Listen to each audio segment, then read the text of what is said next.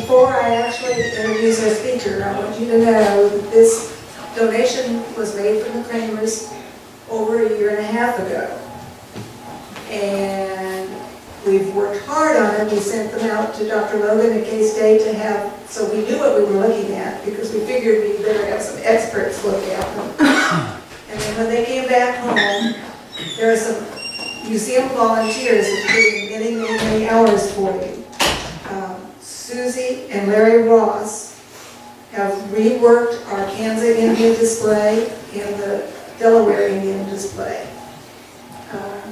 Susie has donated some lovely beaded and quilled work that she has done in the Kansas Indian style, and I think you'll enjoy looking at it. Thank you, Larry and Susie. And Larry, I understand that we don't have it on display because he's playing with it in his yard. He purchased an atlatl. Does anybody know what an atlatl is? It's a spear thrower. And he's been having fun with that in his yard. So if you want to go play with him, you might drive by their house.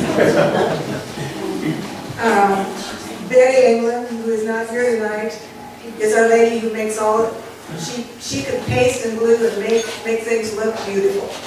And so she has worked very hard on our displays.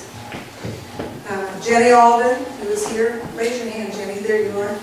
Jenny Alden entered all of these 850 items in our As Perfect computer, took pictures of them.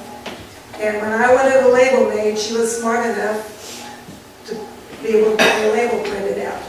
So she's put lots of hours in on that project, and we appreciate that a lot. Kathy and Ray Stockman, where are you? Kathy's here. Kathy's there. Kathy and Ray's at the back. Ray and Kathy went to a museum and figured out how we could show our things on a kind of a slanted shelf, and that made a real big difference for this small, with all these small items in the display. And Kathy twisted the arms of her sister's husband to build the beautiful shadow boxes that we put the arrowhead displays in so they're covered. We felt better having them all covered so they don't disappear. Thank you, Ray and Kathy. For the last person that helped a lot, Chris Roberts was in on a lot of things, and she has worked on the timeline, which we will have a critique for you. We want some help to make sure that it's working like we want it to work. So when you view this exhibit, pick up the sheets and let us know anything we can change, any errors you see, and what suggestions you might have, because we don't know. We're just all kind of working around here. But anyway, all those people have put in a year and a half on this project. So, now we come to, thank you.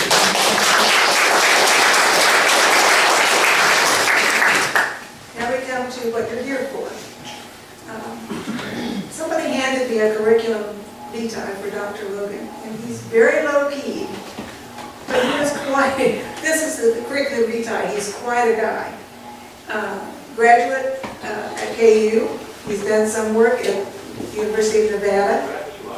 He has a doctorate with honors from the University of Kansas. Now, I didn't know they did things with honors like that, but he did it.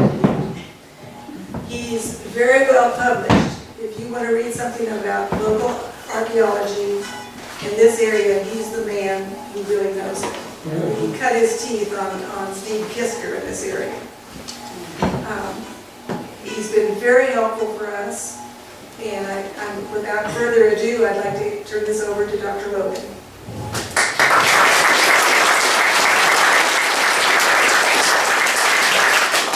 I was told, I think it was Lori who told me that when I said, how long can I talk? And she said, well, bear in mind they're sitting on hard shirt. Keep that in mind.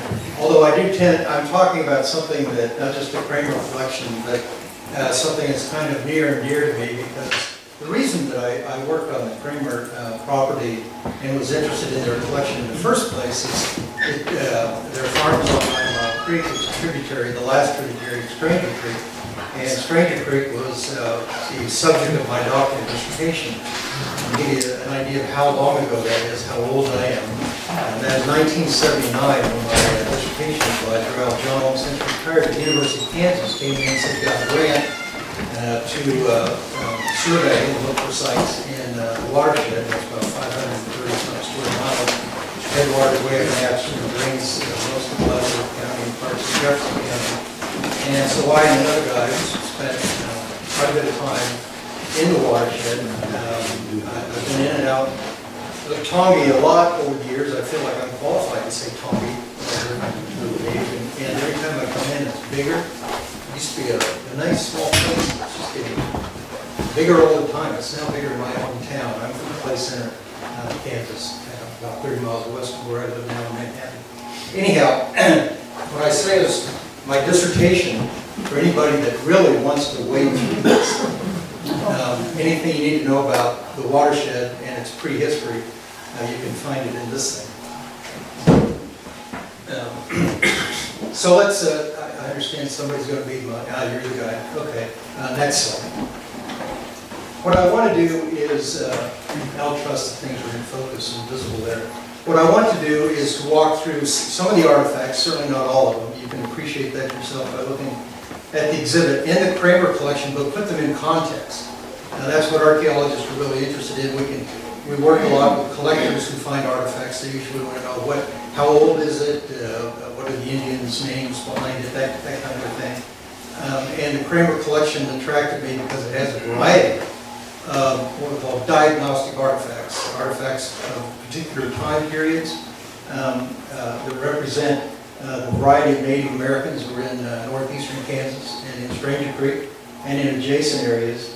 And so what I want to do is take some of the artifacts, the diagnostic artifacts that you'll see in the exhibit, and compare them to other information that I've gotten from other sites in what we call the lower Missouri Valley region. It's also, Al Johnson used to call it the Kansas City locality. You can see why, how big that city looms, but it's basically the area centered at the confluence of the Kaw and the Missouri rivers. And for the last 35 plus years, that's kind of been my stomping grounds, that and other places as well. And some of the sites that I'm going to talk about are the ones with the little yellow place marks that you see there. But you can see the Kramer site sites. Actually, go to the next slide. Zoom in there on the Kramer sites, and a little bit of background. What I found out talking to Frank and Barbara and going through the site reports on file with the Kansas Historical Society. Back in I think it was 1957, late 50s, an archaeologist from the Kansas Historical Society walked some of the land and found artifacts, and he filled out a site form. He reported the site as 14JF301. He actually got it in the wrong place. I'm pretty sure he was in the Northfield, which is reported as JF47. That number was given to artifacts in that part of the field many years, well, I think in the 1960s, if I remember talking to Barbara, by a student from the University of Kansas. And fortuitously, both sites got recorded, even though I'm certain that both of those archaeologists were only looking in the Northfield, we were talking about the Northfield. But when I first went out there with Frank, he said that, yeah, they found artifacts in both areas with that erosional gully in between them. And when I came to the site with the students from K-State in 2008, I've been for many years teaching in archaeological field school, training students how to do archaeology. I started it way back in 1986 when I was at KU. I ran 7 field schools there. Then when I went to K-State, I started teaching there. I've now done 16 field schools over 30 years. We do it every other year. And in 2008, we were on the Kramer property, and we did excavations on both sites next to it.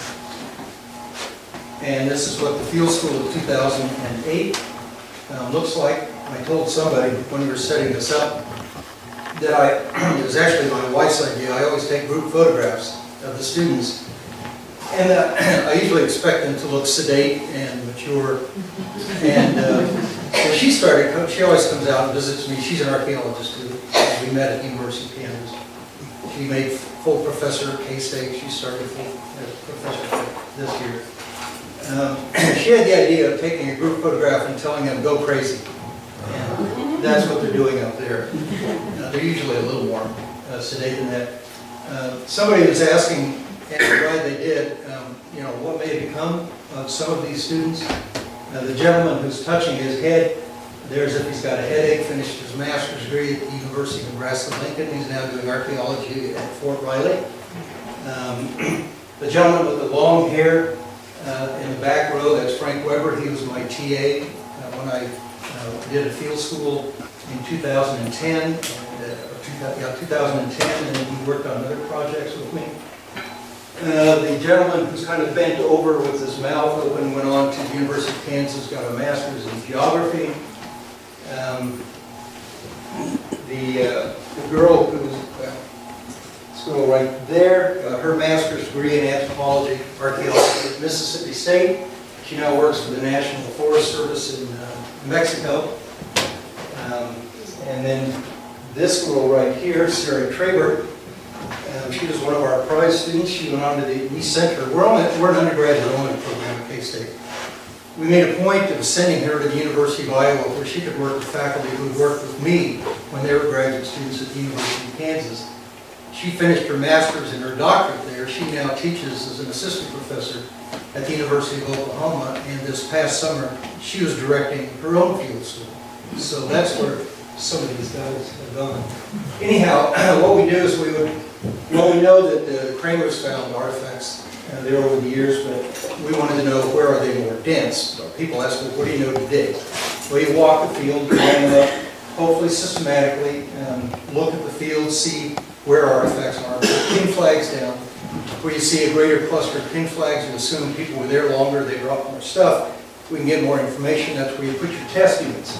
So you see in the lower left, they're excavating, they're measuring artifacts in. We teach them how to do that. Try to provide a little bit of shelter for them. Some of the things we find are like this projector point up here. So that's basically what we were doing in 2008. Next slide. I want to very briefly, as I can, kind of summarize here the cultural periods of the lower Missouri Valley region, and then the time periods that are in italics, archaic, woodland, late prehistoric, those are the ones that are represented in the Kramer collection. So we won't talk about the proto-historic period, that kind of nebulous period when Euro-Americans were in the Great Plains, Coronado, 1541, French fur traders. We know very little about the Native Americans at that time. And then the historic period, beginning with the Ponce Indians to the journey of Bergmont, Fort Cavanagh, the immigrant tribes, including the Delaware. Those are not represented on the Kramer sites. Neither is Paleo-Indian. I do want to make the point that people have been in the Great Plains a lot longer than most people think, at least 13,300 years. The Paleo-Indian period actually dates to the last ice age, to the end of the last ice age period called the late Pleistocene. And you do find distinctive projector points that we call Clovis, Folsom, Plano, or Dalton. They have been found in northeastern Kansas, in Leavenworth County, but they're not represented in the Kramer collection. There's a good reason for that. I work very closely with geomorphologists. At one time, the one that I worked with for many years, who's on my dissertation committee, used to live literally on the other side of the road, Bill Johnson, who was with the Department of Geography at KU. And as he explains it, a lot of where you would expect to find artifacts, on the ground surface, the ground underneath your feet hasn't always necessarily been there or been there in the same way. In Upper Ninemile Creek, the valley fill, the ground that Frank Kramer has been farming for many years, is actually relatively young. It does not date to the late Pleistocene. The ground that was there has been erased by 9 Mile Creek and basically flushed into the channel and then worked its way down toward the Kaw. So you have much younger soil in the valley. And that's why you don't find Paleo-Indian points unless they've been eroded out. You see them in a channel on a gravel bar. Or you see them up on bluff tops where you don't get sites buried or eroded that quickly. Okay? And that's why we don't find these really old points. But we do find points of the Archaic period that belong to what we call the Holocene. All the rest of this time is Holocene, or very recent time. And during the Archaic, at the end of, we talk about global warming, actually there has been another period that started at the end of the Ice Age, that climaxed during what we call the ultithermal, high heat ultithermal, between 8,000 and 5,000 years ago, when the climate was so arid that it's been suggested, based on pollen studies, that the upper part of the Delaware River actually dried up. Well, if the upper Delaware probably dried up, well then upper Ninemile Creek almost certainly did, and it would have been a very attractive place for hunters and gatherers to camp out.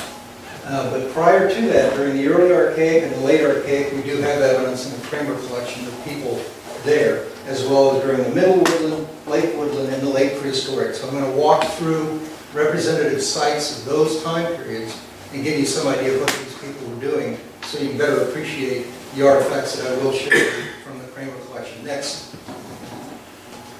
So very quickly then, the DB site. This is in the northwest corner of Fort Leavenworth. I found this site doing a survey. It was actually related to another site that I'll talk about when we cover the Middle Woodland period. I discovered this site on the post at a time when it was actually a dairy farm, and there were cattle out there. It was run by the trustees of the prison. The DB stands for disciplinary barracks, and that's what you're looking at there, the United States disciplinary barracks, where all the bad guys in all the military branches are incarcerated. That was not there at the time. The reason that I dug is that they were going to build that facility, and I had found a site there. And it turns out this is on a bluff top that overlooks the Missouri River. Okay, so it's a good location, got a good view. People have lived there off and on from the Paleoindian period, the early Archaic, Middle Archaic, Late Archaic, the Woodland period, Late Prehistoric. It was a very popular spot. For short periods of time, people would come and camp, and they were probably harvesting nut mass. The trees that you see here on the slope are the great-great-great-great-grandchildren, if you will, of the same trees that attracted these people. This is not secondary growth. That has never been cut. That's a strip of hardwoods in that part of Fort Leavenworth. So that was probably the attraction. That and deer that are attracted during the autumn, late summer and autumn for nut mass. So next slide.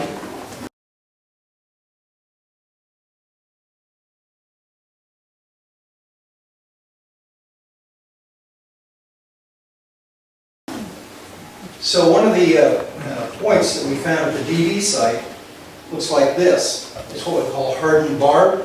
This is what a hardened barb point looks like incomplete. This is from Illinois. You find them in Illinois, in Missouri, in Iowa. They're very widely distributed, and where they've been radiocarbon dated, they date between 10,000 and 8,000 years ago. And then the Kramer collection, as you'll see, I think this is one of the artifacts that's in one of the mounted frames, the upper left. I instantly recognized that when I very first saw the Kramer collection. Boom, I said, that's a hardened barb. That's your oldest point right there.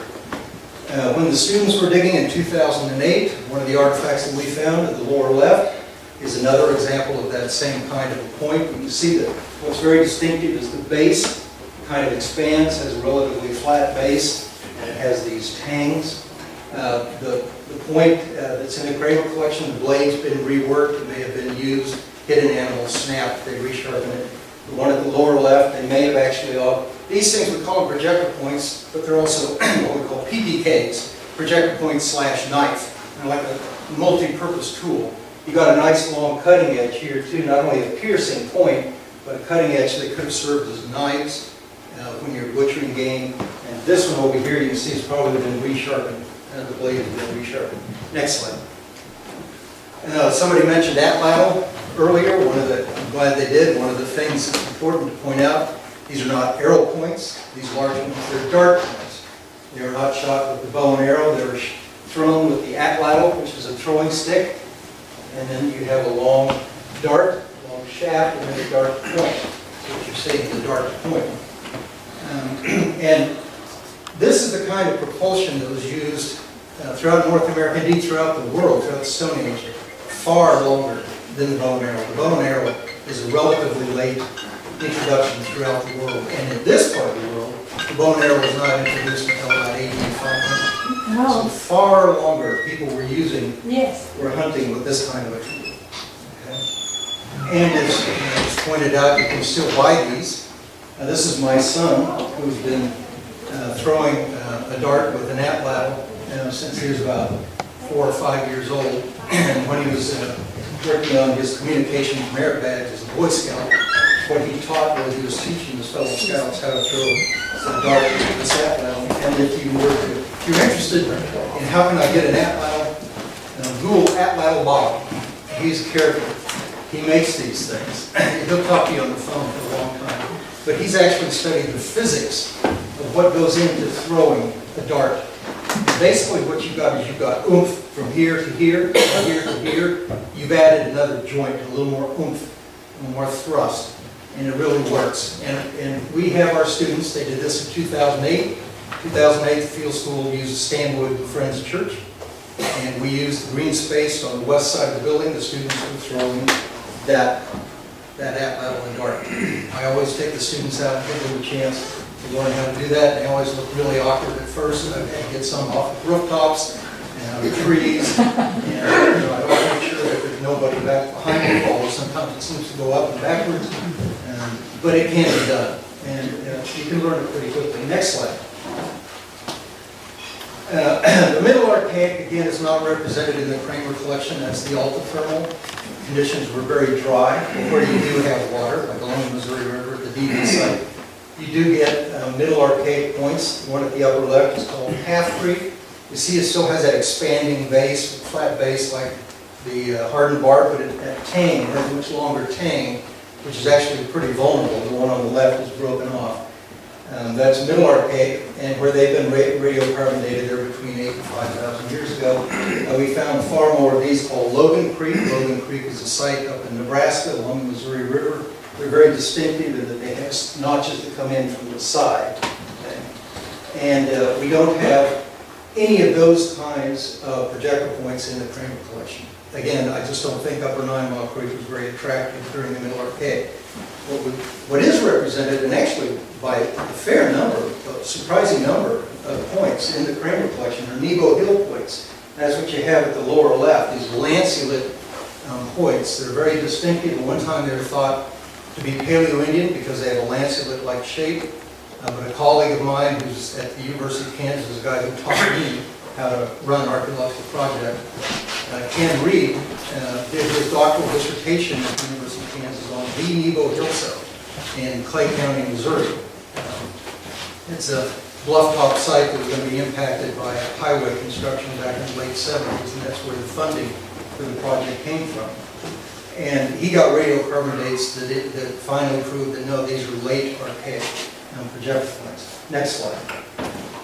Those are ones prior to that. Those are from the DB site. These are just a few of the ones in the Kramer collection. You see that same lanceolate-like shape in a variety of chert types. Next slide. In terms of the groundstone tools that are in the Kramer collection, you won't see very many of them here, and there's a reason for that. People always ask me about this really beautiful celt. A celt is like an axe, but it doesn't have a groove. It's a woodworking tool. How old is it? Woodworking tools like that show up in the record from 8,000 to 10,000 years ago, and they were using them right up until contact with Euro-Americans. There's only so many ways you can make an axe or a celt and have it work. So you're really, there's just not much you can do in terms of changing the style. So I can't really say how old things like that are. The same with monos or grinding stones for grinding plant foods. Those were used for thousands and thousands of years. This axe, on the other hand, is what we call three-quarter groove. The groove does not go across the top here. It goes down around the base and on both sides, but not across the top. And Ken Reed suggested that those are more frequently used during, not exclusively, but more frequently used by Nebo Hill people during the late archaic. So that might be another late archaic artifact. Okay, next slide. To the left, you see the Nebo Hill site. That's Ken Reed's, from his dissertation, his interpretation of the structure of the site. So what archaeologists do, we try and get to the context of what were people doing there. He found hearth clearing debris along one part of the site, where he had two open areas that had very little in the way of artifacts. He suggested there may have been structures there, living like a house, but with no post molds, no evidence of support. he simply inferred, that's why it's a question mark, simply inferred them because they're so clean. Beyond that, he found charcoal scatters, where what he means at the north end there by industrial activity areas, that's where they were doing flint knapping. A lot of flint knapping, making points that look like this, and there are just dozens of these long lancelet points. They're called Nebo Hill points because they were first found at that site that was impacted by highway construction. But these are hunter-gatherers. These are dark points. These people throughout the Archaic, just like during the Paleo-Indian period, up until 2,000 years ago, they were mobile hunter-gatherers. They moved seasonally around the landscape as resources became available in different habitats. They're not farming. They're not living in one place year-round. And so you get these little campsites, people moving in and out, and apparently that's what they're doing at the Kramer site, is probably several times, since there are several points there. And that was not a real big surprise, because when Al Johnson surveyed along Ninemile Creek between 2440 and what used to be the boundary between Mrs. Wheels and the old Slauson property, that's where he stopped. He found Nebo Hill points up and down the terraces along that part of Ninemile Creek. Okay, next slide. Okay, shifting then from the DV site, the reason that I found that was I had in 1991, I had done a field school at the Quarry Creek site, which is in a wooded area of the Fort Leavenworth Reservation. And that, now we're getting into the woodland period, what we call the ceramic ages. Now pottery appears. Actually, pottery first appears, some of the oldest pottery in North America comes from the Nebo Hill site. When Ken Reed first found the shards, they wouldn't even cover the bottom of the shoebox. I mean, he at first thought it was house plaster, or what we call daub. But the closer he looked at it, he said, no, this is pottery. These people are actually making pots. But they were making it very, very rarely and not very much of it. And one of the reasons is, if you try to carry a pot from camp to camp, it's very fragile. They're fragile containers. You're better off using basketry, leather bags, something that isn't going to break. Once you become sedentary, once you've learned how to squeeze enough energy as a hunter-gatherer out of a woodland, riverine environment, then you're in one place year-round, you can afford to invest in making pottery, something that's fragile and breakable. And that's what happened about AD 1, during a time when the culture out here was represented by Kansas City Hopewell. And those are the people who were living at the Quarry Creek site. And after I was done with the Quarry Creek site, I got a grant from the Department of the Army to survey this wooded area in between, and it was during that I found the DB site, which led to a lot of excavation there. But we'll go to Quarry Creek, next slide. Quarry Creek, again, belongs to a culture we call Kansas City Hopewell. Kansas City Hopewell is the westernmost expression of a much broader tradition called Hopewell that has a number of regional expressions. It's most famous in Ohio, the Ohio Hopewell, and what we call Havana Hopewell along the lower Illinois River Valley. If any of you have ever taken tours through Ohio, you may have seen some of the wonderful earthen enclosures and big burial mounds, some of them taller than this building here, just very elaborate sites. It was kind of like one of the, not quite the fluorescence of cultural development in North America, but later during the Mississippian period, and the construction of sites and big temple mounds like in Cahokia near St. Louis. The Hopewell culture was very extensive throughout eastern United States. And they had what they used to call an interaction sphere, the exchange of exotic materials from far away. Next slide. Some of those included, they make these beautiful pipes out of stone in a variety of animal shapes, hawks and frogs. This is just two, there are hundreds. If you ever go to the museum in Cincinnati, the Ohio State Museum, they have a display of just dozens of these beautiful pipes. They were trading for copper from the Great Lakes, and they were hammering it into shapes like this, or into anthropomorphic shapes, or into, this would be like a thunderbird, they call it thunderbird, probably a peregrine falcon. And they're also using sheet mica, that simple figure down there, and then the hand and the claw motifs that are made out of sheet mica that came from the Appalachians. The stuff that's traded in, from these faraway places into places like Ohio and Illinois. The blades that you see are made out of obsidian. You can actually geochemically source obsidian. Each lava flow has its own geochemical signature. And those have been traced to all of the obsidian that's been found at Hopewell sites in Illinois, Ohio, comes from those now Yellowstone National Park. So it had to be traded all the way across the Great Plains, probably up to the northern plains along the Missouri River Trench, and then all the way to Ohio. Did Kansas City Hopewell participate in this? If they did, it was peripheral, kind of out there on the frontier. So if you're looking for really neat artifacts like this in this area, you will look in vain. You can take all of the interaction, so-called interaction sphere artifacts, so-called exotics, and you might be able to hold them all in just 2 hands. Among those, next slide, are these 2 copper, they're called miniature selfs. They're only about this big. This one was found at the type site of Kansas City Hopewell. I'll tell you where that is, the winter site, way back in 1937.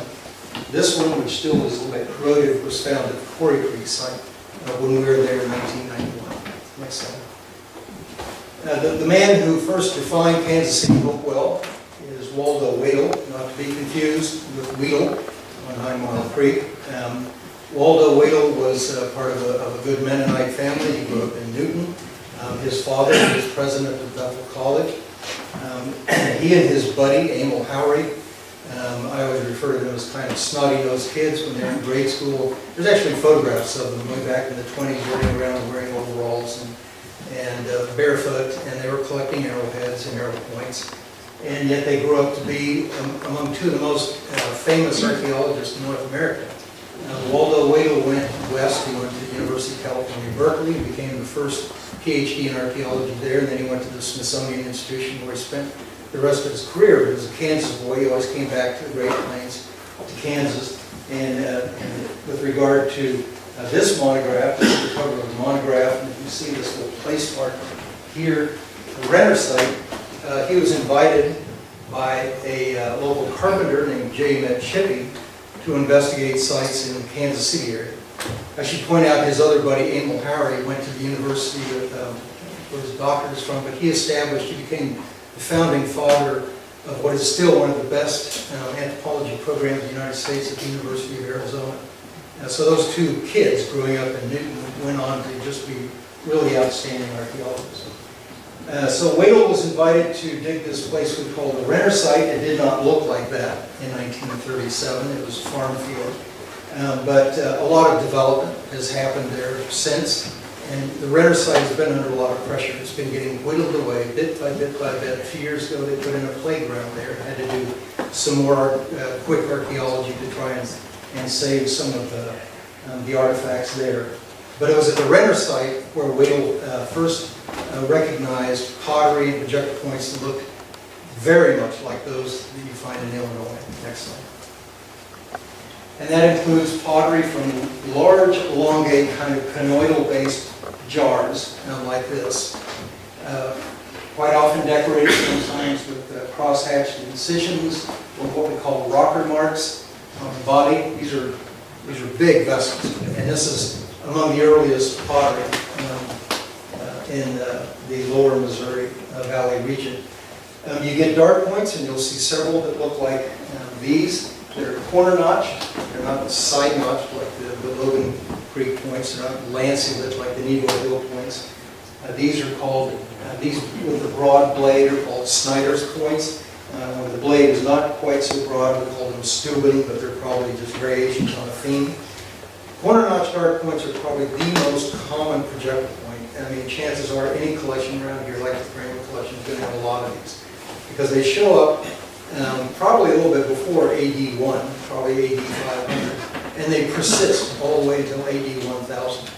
They're a rather conservative way of making a dart point. The bow and arrow was introduced during the late Hopewell period, about AD 500, and it comes from the east. Again, almost everything seems to come from the east. And those are called Scalorn points. You'll see several of those in the Kramer collection, and they look like this. And notice, if you want to know the difference between a dart point and an arrow point, one way is to look at the width, the notch width. this to be, on this dart point, that's about an inch across. Try to imagine an arrow shaft that's an inch in diameter. Not very aerodynamically sound. On the other hand, a shaft that is this narrow is going to fly. So these are arrow points, but notice that they're corner notched just like the dart points. They're just a smaller version, and you'll see several of those in the Kramer collection. One of the things I liked about the Quarry Creek site and a lot of Hopewell sites is these people were experts. Around 81, the Hopewell people were experts at squeezing a lot of energy out of what we call a woodland riverine environment. I mean, they were really good. They could stay year-round in one place. And archaeologists like that because they built up a lot of trash in little mounds, we call them midgens, and just full of stuff.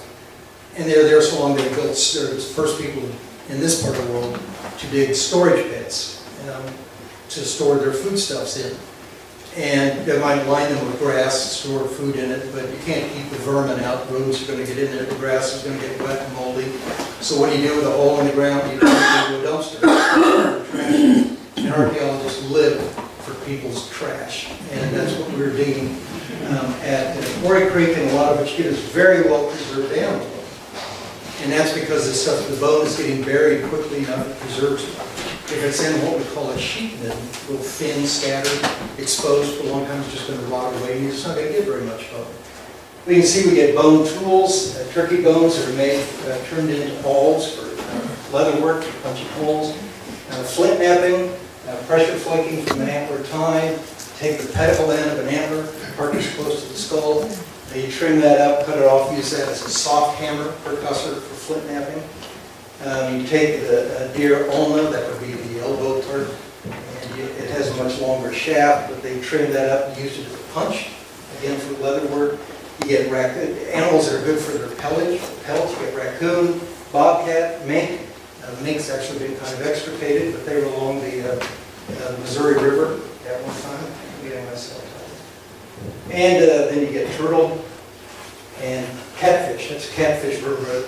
It's kind of a Mickey Mouse little stream, but what that catfish vertebrate tells you is they're going down to the Big Muddy, which is really only a kilometer away. Next slide. This is just that previous image to give you a better idea of the decoration. This is what we call rocker marks. Very decorated, very well decorated. Next slide. These people also were the first, we think, the first for which we have good solid evidence of making mortuary mounds, burial mounds. And just as in Illinois, these are stone mounds that form a chamber, an open chamber into which they would put the bones of the dead. More often than not, they're what we call bundle burials. The body was allowed to decay somewhere else, defleshed, and then they would pick up the bones and secondarily deposit them inside these chambers. And Wadell excavated several of these. Unfortunately, in this part of the world, and there are burial mounds in Leavenworth County, too many of them have been vandalized. There's a big divot in the middle of them, almost invariably, where somewhere in the late 19th century, early 20th century, amateurs were moving around and digging in them. And this is where you would find, if you're in Illinois or in Ohio, this is where you'd find the really neat stuff that you saw in those, the copper objects, the mica objects, the obsidian, because those were grave goods. They were placed with the dead. Wadell never found anything like that in any of these in the Kansas City area. And it's not because they were vandalized. I mean, there'd be some evidence in newspaper articles somehow. You can't keep something like that secret. We just don't think that they were ever placed. That kind of rich exotic goods were ever placed with the dead in this part of the world. But they were mimicking the way that Hopewell in Illinois were treating the dead in terms of putting them in a stone-lined chamber. Next, sir. This is our excavations at the Quarry Creek site in black. The field school of '91. I went back in 2010. The field school after the one where I did the Kramer. It was on the Kramer property, and then I went back in 2012. I have not been back since. The numbers that you see up there, 6, 4, 5, 8, 9, 7, those are trash-filled cache pits, and I'll show you a picture of those in a bit. Next slide.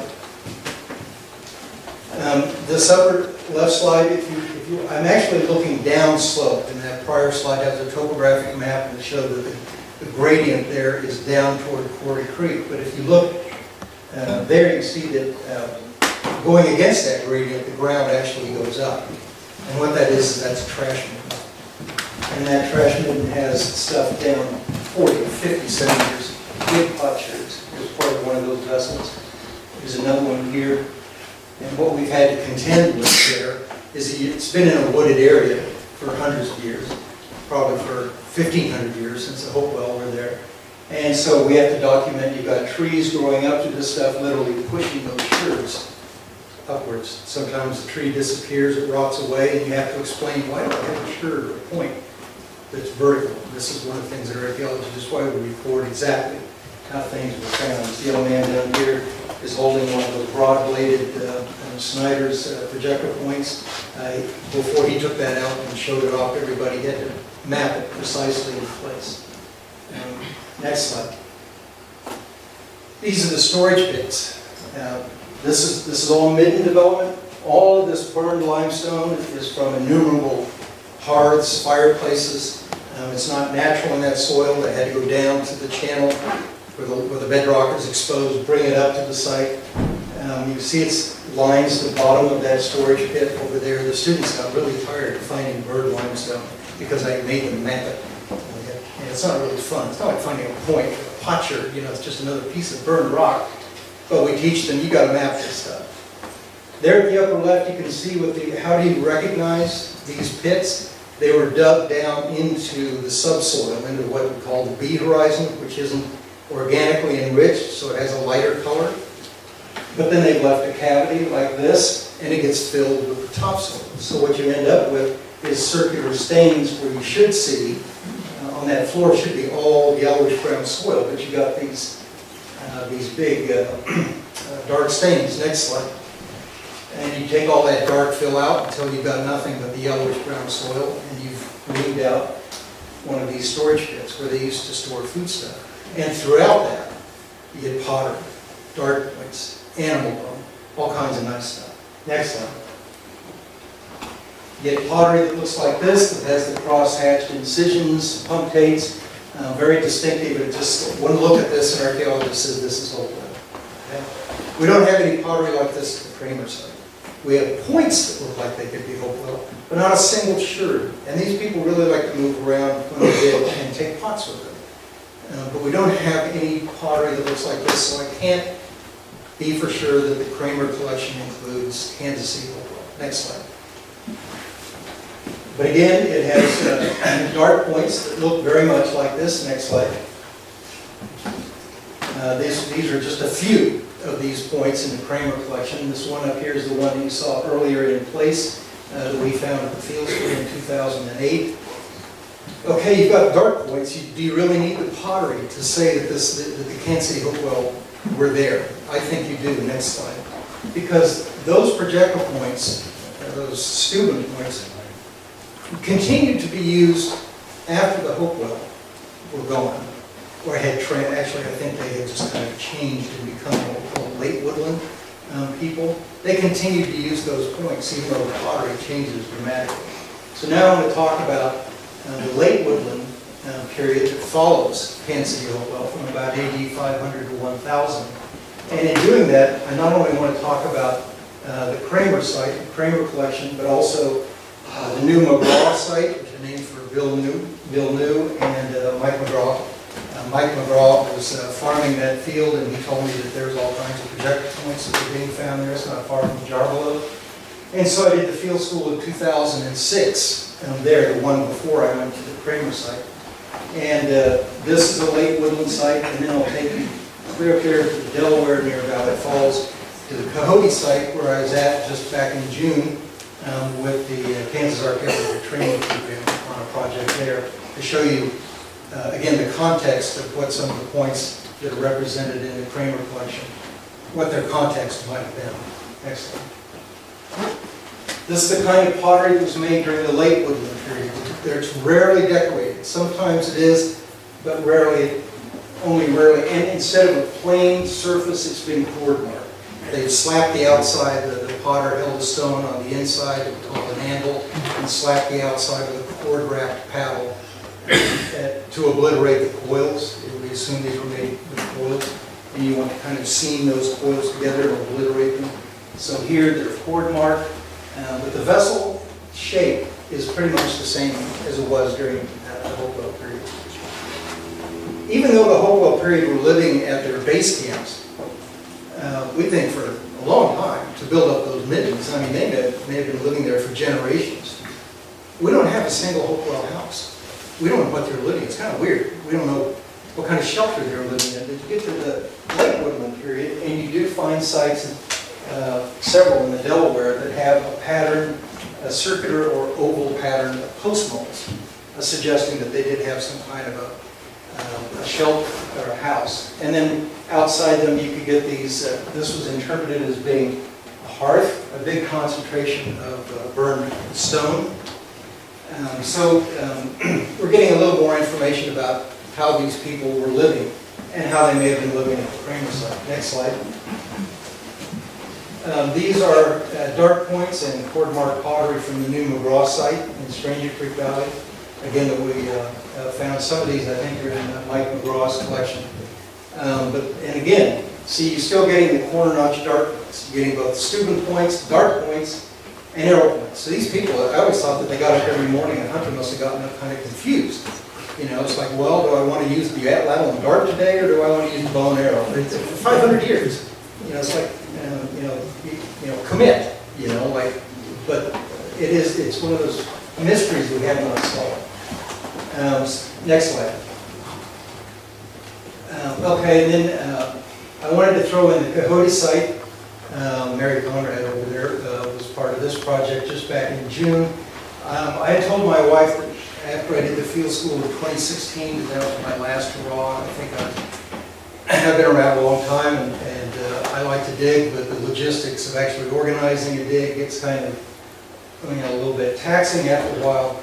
So I thought after the field school in 2016 I was done, and then I find out that they're looking for a principal investigator to look at the Coyote site near Valley Falls, and I could not apply because I was the one who tested the site for the Corps of Engineers way back in 1988, and we had a chance to go there and do some more extensive excavation. You see that here is where water screening and a nearby pond. All the soil that's coming from the excavation underneath this shelter is being sent over there for water screening. Next slide. And this is about halfway through the excavation in progress. This is on Cedar Creek, behind the trees, which flows into the Delaware, like I said, near Valley Falls. Next slide. And as at that one site that was excavated way back in the 70s, that I showed you the plan view of, that had what they thought was a hearth, a big concentration of burned stone. We found two of these features. We have a pit. It's about 3 feet across. It's just loaded. It's like more than 650 pounds of burned limestone in this pit. It's down 40 centimeters. We didn't find it until we were down 40 centimeters. Underneath the stones, when the stones are pulled out, we actually have remnants of the burned timbers that were used to fuel the fire. Gina Powell at the Historic Society has identified the actual species, slippery elm, some oak, and maple hardwoods, good fuel. And you see this is actually probably originally laid out in a lattice work underneath the stones, so you could have oxygen to feed the fire underneath there. And then when everything is removed, this is what the bottom of the pit looks like. This is probably a roasting pit used to prepare maybe deer, so we did find some deer bone, not in this one, but deer bone from around the site. And I suspect what it was a big festival. Just like we have county fairs and feasting, any excuse for a feast, right? Refreshments after this. That's what people do. And I suspect that that's what went on here, as these Lake Woodland people had a party and roasted an animal in this pit. Next slide. And we'll get good radiocarbon, a lot of charcoal, we'll get radiocarbon dates on that. And this is a kind of pottery, this cord marked or brushed pottery, indicative of late woodland. Scalorn arrow points. This is part of a ceramic pipe instead of a stone pipe. This is made out of clay, little parts of sand that are tempered. They tempered their pots with sand. The bowl has been broken off. You can see the hole that goes through to draw from. So I think that a site, sort of like Kenosha, the activities that were going on at the Coyote site are probably similar to what was going on at the Kramer site, although we didn't find a big hearth like that. Next slide. But we did find a lot of scalorn points, very significant. Okay. I think that instead of Hopewell, AD 1 to 500 being represented in the collection, I think what you've got is late woodland, AD 500 to 1000, in these corner notch dart points and these scalorn points. And whether or not there you had houses like they had at that other site, or big roasting pits, we didn't find any. That doesn't mean that they aren't there. They could be deeply buried. But I do think that that's, when you look at the Kramer collection and see these arrow points, you may have, they may have been doing the same kind of things. Next. And now we get to my favorite part. What originally attracted me to the Kramer collection, actually I first heard about it when Gregory Powell told me that he had looked at a collection that had some shell-tempered pottery in it. And right away I was interested. Shell-tempered pottery in northeastern Kansas belongs to a distinctive culture. There is a later one called Oneota, but very likely belongs to a culture called Steve Kister. And it's kind of my favorite culture. And so right away I was interested. And I went out to the Kramer place. That's the first time that I met Frank and Barbara. And Gregory Powell was there, but so was Fred Linecooler. I don't know if any of you know. Fred and I go way back. I was first introduced to Fred in 1979 when I was doing my dissertation research. And he was kind of my entree to the area. Once I met him, he said, well, you need to go talk to David Warren. You need to go talk to so-and-so. You need to go talk to her. It just opened up the whole area for me. And so I stayed in touch with Fred for many years. And it was he, I think, who suggested when we were there with the field school that why not stay in Stanwood Friends Church. And so the girls stayed in the church and the guys stayed in what I call the parsonage to the north of it. So we were within a mile of the Kramer sites when we were working on it. I should also point out, by the way, I've lived here. I forgot to say that. You remember. In 2003, the girls were downstairs and the guys were in the barn. And I got to sleep in the air-conditioned room. I don't know what that room is now, the office.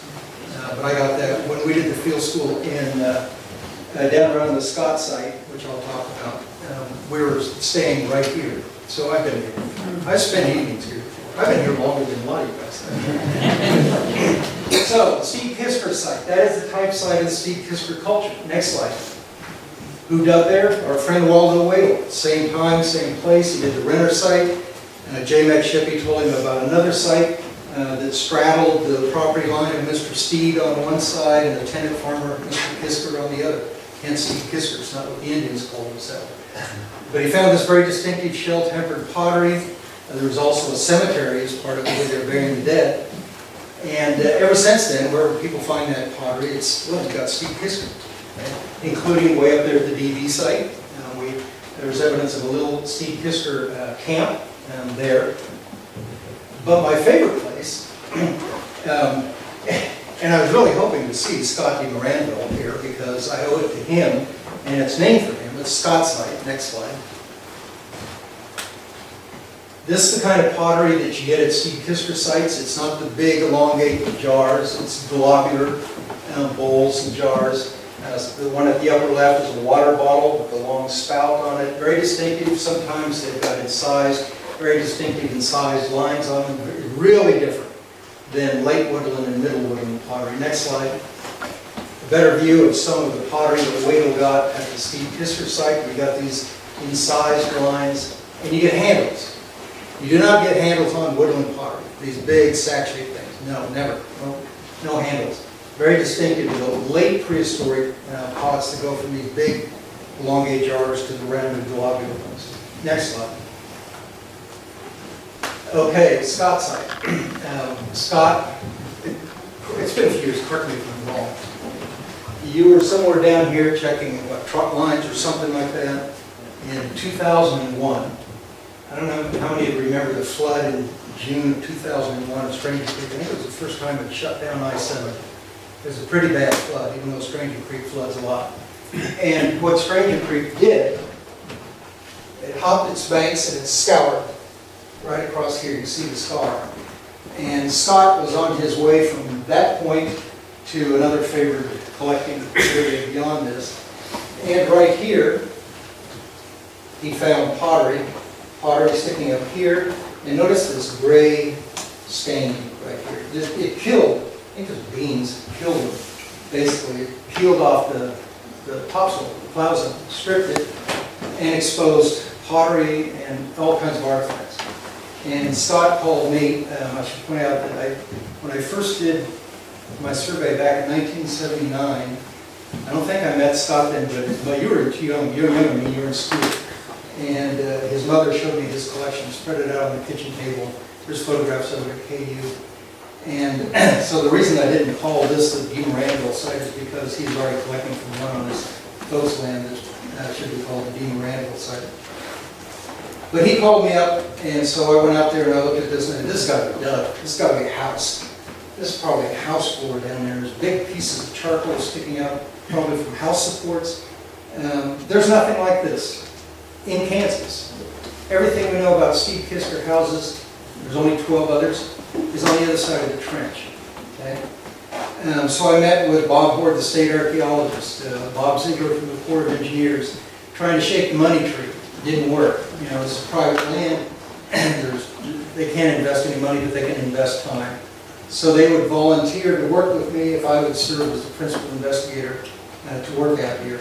And so we ended up, over a period of, I think, 4 weeks, in July, a beastly hot July, 2001, excavating this. You can see a remnant where the fireplace was, storage pits, and post molds.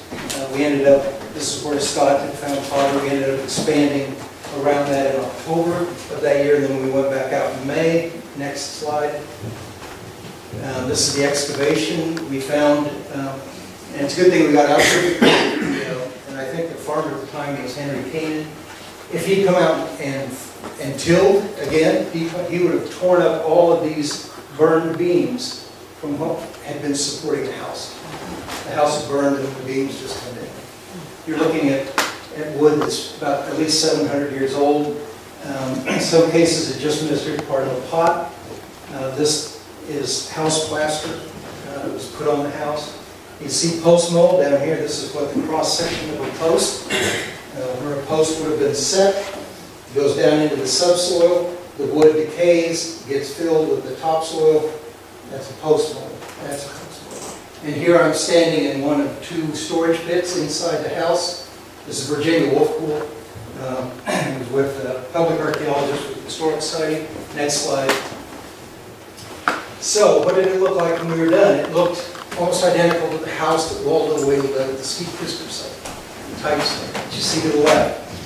And it would have looked like this. This is a model of a similar house that was found on the Platte River in Nebraska. A nice cutaway model. I really like this. There was a central fireplace, just like there was at Steve Kisker site. There were 4 main support posts, just like over there. You see here. I think that there's a 5th one here, and the reason for that is it probably had the man den, historic man den, had a firewall across here, because you've got this extended entryway. You get a draft coming in here and blowing across your fireplace. You still got smoke inside the house, so you put up some kind of a firewall. This is a storage pit, and what that means is it's a bell-shaped pit. It had a smaller orifice and it expanded, and then there's a pit right here. Next slide. That's what the hearth looks like. If you keep burning the fire for about 10 years, and if there's enough iron in the soil, it oxidizes, it just screams at you. And it's also hard to dig. I asked my wife to excavate that, and it's almost like concrete. She had to cross-section it to see how thick it was. The smaller storage pit had a big sandstone slab. That's an atate, or evidence it was being used to grind corn. This is a bigger storage pit that I was standing in. Near the bottom of it, we got a lot of stuff from it. Near the bottom, we have a bowl. And looking on the inside of the jar, we got quite a bit of other stuff as well. Next slide. This the bowl that you saw there, the nice little tab. You can tell it was shell tempered because when the shell, crushed up mussel shell, When it's fired, it probably leaches out or burns away, but it leaves these very distinctive cavities. And cross-section are kind of slots, look like slots. And it's part of a big jar, and again, that you've got a handle. Next slide. More of the same. This is the kind of pottery this would attract me to the Kramer sites. Shell-tempered pottery, plain, sometimes decorated with incised lines, with handles. There's a little bowl over there. Next slide. You get arrow points, but you don't get the corner notch scorn points with the little sawtooth or serrate blades. These are more equilateral triangle, and there's side notch. Sometimes they're double side notch, sometimes they're double side and basal notch. Very distinctive arrow points. You get hide scrapers, little scrapers, what we call alternately beveled knives. This is the kind of stuff we found at the Scott site. Next slide. And last slide, I didn't need to take too long. This is the same stuff. See the similarity? This is what you'll see in the Kramer collection. Same kind of arrow points, late prehistoric Steve Kisker, and this is what really says it's Steve Kisker as a potter. Shell-tempered bowls and jars. The handle is broken off of this one. There's a handle up there. There's a handle on that one, and the handle is broken off of this. We have, I think my students, when they looked at the collection, I can't remember, maybe they had 5 or 6 different vessels represented. And I remember when I went out to the site, to kind of wrap this up, when I went out to the site with Frank, he said that all of that pottery came from where a little gully where brome continually grew. And so it was probably very localized. And when I was out there in 2008, I was probing the soil, I was looking around there. We got a few little shards, but nothing even close to this large size. And it may well be that since these were probably the last prehistoric people to live there, sometime between AD 1000 and 1400, they were probably the shallowest, probably not very much. So when the Kramer started farming, it's the first thing to get turned over and to get turned out. And so you probably, in that case where we're just not going to get those postmarks. The pits may be gone, it just keeps getting whittled down and you get the artifacts. But they're probably, the people there are probably living very much like the people that were at the Scott site. And so it provides a little bit of context. So, I've reached the end. So much for my quick tour through prehistoric. Any questions? Yeah. I have one, I guess, perhaps, with the burial sets, were they covered with? They were earth covered, yeah. So they were around. Right. I'm glad you mentioned that, yeah. They were removed from that, but yeah, they look like earth in that. When you first see them, they're all of a sudden just been disposed by the architects. And there are some in Leavenworth County. I'm not going to tell you where they are. We have to be very careful, even as professional archaeologists. There's a law, federal law, NAGPRA, Native American Graves Protection and Repatriation. Anybody who runs a museum has to be aware of that. There's also the Kansas Unmarked Burial Sites Act, the state law, which basically prevents anybody from going out and willy-nilly opening up a Native American grave, just like you would need a permit from a judge if you went into a historic cemetery to disinter somebody. You can't just do it. And Native Americans pointed out that for far too long, people like us thought that we could do that to their people. It's not right. So we need permission to do that. That's one of the reasons that we try not to be too candid about where you can find those things, because people can get in trouble and get fined pretty heavily if you... Was that the general rule of the mounds, that they have other structures underneath? Those are classic stone-lined cists. They don't always look like that.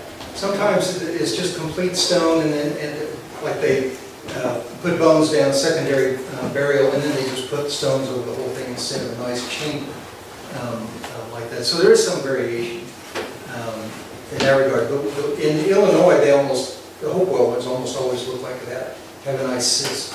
They're more elaborate in Illinois and Ohio than they are out here. They're larger, they hold more people, they have grave goods. So again, it's kind of like Hopewell on this western frontier, if you will.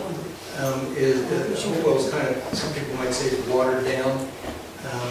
I wouldn't use that term because it's a value judgment, and archaeologists should get away from trying to perceive prehistoric people through our eye, that if the pottery doesn't look aesthetically pleasing, what a degenerate people they must have been. There's a reason why people made things the way they did, and it probably made perfectly good sense to them. And so if the burials or the mounds were smaller, and maybe the population out here was not as great anymore than, than Kansas City is as big as St. Louis today. Populated. The demographics historically are pretty much mirror what was going on prehistorically. Fewer people out here. So the burial mounds are smaller, and they show a little bit of variation in how they're constructed. But we still have very good evidence of a relationship. Up and down the Missouri River, precursor to your I-70 series of 1985. So, they throw the Royals in there, right? They may suck this year. Yeah. Are the artifacts that's found in this area, are they made from stone from this area? Yes, good question. I've actually published on that. There's two kinds, they're chert. The Brits call it flint, and of course I come from Manhattan, that's the Flint Hills. Flint, chert, they're synonymous, same thing. It's good knappable stone.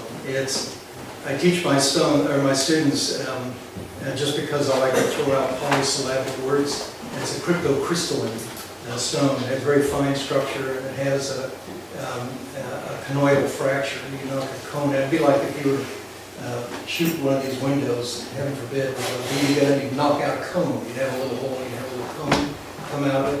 Well, glass is cryptocrystalline material, just like volcanic glass. Obsidian, just like chert. That's why it's easily worked. It's knappable.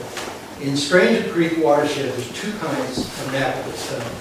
One's called Toronto. It occurs in Toronto limestone. The geologists call this big, thick limestone. That's what they call Toronto. It's buff-colored stuff. And it doesn't have too many fossil inclusions. They really like it. You'll see a lot of it in the Kramer collection. Then there's a gray chert with a lot of little white, look like wheat grains in it. That's called Plattsmouth chert.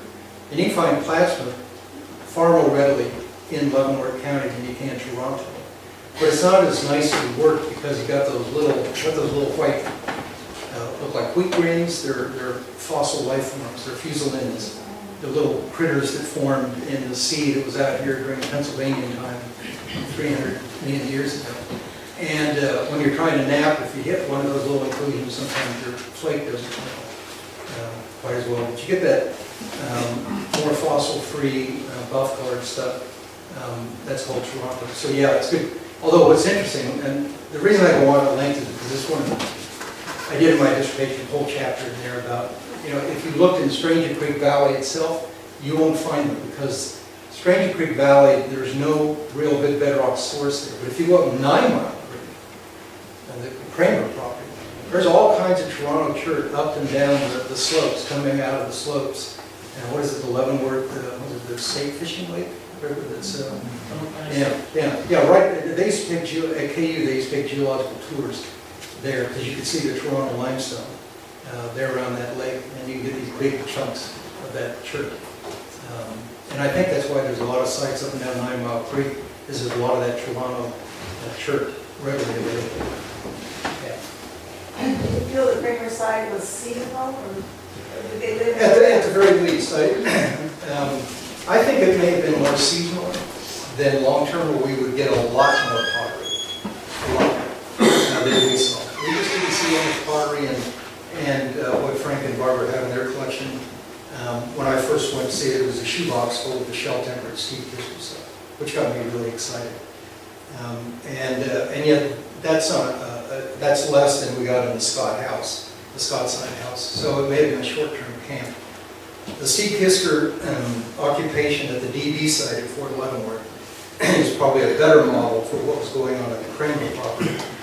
There is evidence of a short seasonal camp. These people may have lived in these nice houses like the Scott house, but that didn't stop them from camping out somewhere else for a short term. And I think that's probably what they were doing on the Kramer land, just kind of what they were doing at the DB site, just a short-term seasonal camp. Did they make the pots at the side of the Kramer? Now that I don't know. I've actually encouraged some graduate students, there's one graduate student, Margaret Beck, who now teaches at the University of Iowa. When she was working on her master's thesis at KU, I suggested she get into petrographic analysis, where you take a thin section of the pot and you examine it microscopically to look at the compositional analysis of it, and then compare it to the clay in the area where the pot was found to see if that's where the clay came from. And the thing is, there's not enough variability in the clays in northeastern Kansas to really say that. So she got a nice publication out of it, even though she didn't get the conclusions that she wanted. But that is a good question. I suspect that you don't want to carry these pots too far unless you're trading some commodity in them. And we think the Steve Kisper people had some kind of connection to what was going on all the way, again, that eastward connection all the way down the Missouri River to, how many of you have heard of the Cahokia site or been there? Yeah. Whale was a great migrationist. He attributed Kansas City Hopewell to a migration of people from the lower land. He attributed Steve Kisper to people migrating from Cahokia up the Missouri River. It's a lot more difficult than that. What it is it's the movement of information, and perhaps some people carrying information up the Missouri River Valley, but there's always been people around the Tonga area in Stranger Creek, all the way back to Paleo-Indian time. So you don't have to keep invoking the movement of people when you get a cultural change. And you just get people living here who say, hey, somebody downstream has got a really great idea on how to make a pot. Crush up some mussel shell and throw it in the paste. So anyway, I've gone on too long, but like I said, if you want all the answers, they're in the dissertation. It's only 430 pages. My wife actually read the first 4 chapters when she was making drawing a red X through too many of the paragraphs. So I never sent her chapters 5 through 12. And I got honors anyway. I'll leave it there. Thank you.